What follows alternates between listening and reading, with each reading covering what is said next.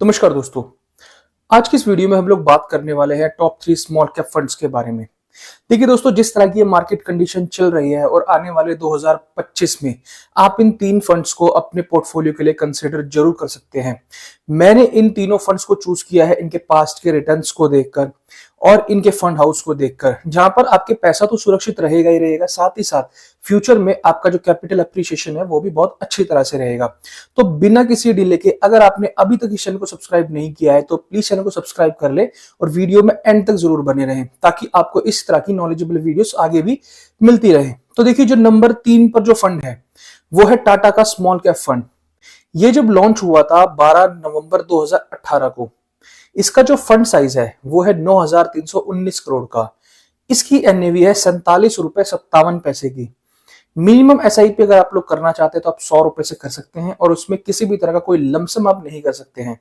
Holdings है इसमें 53 stocks की और एक्सपेंस रेशियो है इसका 0.34% का, और उसमें किसी भी तरह का कोई भी लॉक इन पीरियड नहीं है। आप जब चाहे इस फंड में एंटर कर सकते हैं और जब चाहे इस फंड से एग्जिट कर सकते हैं।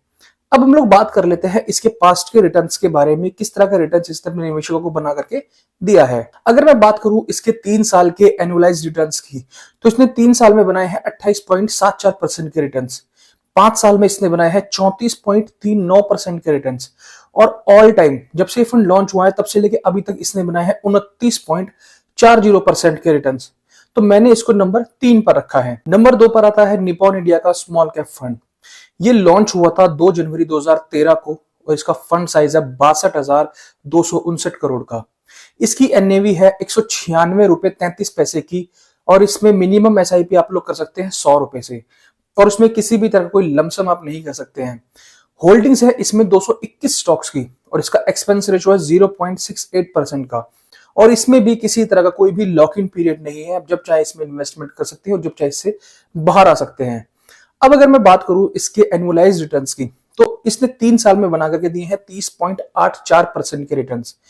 5 साल में इसने बनाया 36.71% के रिटर्न्स। 10 साल में इसने दिए हैं 23.69% के रिटर्न्स, और जब से ये फंड लॉन्च हुआ है तब से लेके अभी तक इसने बना करके दिए हैं 23.30% के रिटर्न्स।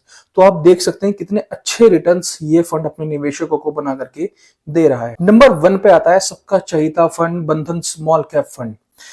इसकी जो लॉन्च डेट थी वो थी 26 फरवरी 2020 की।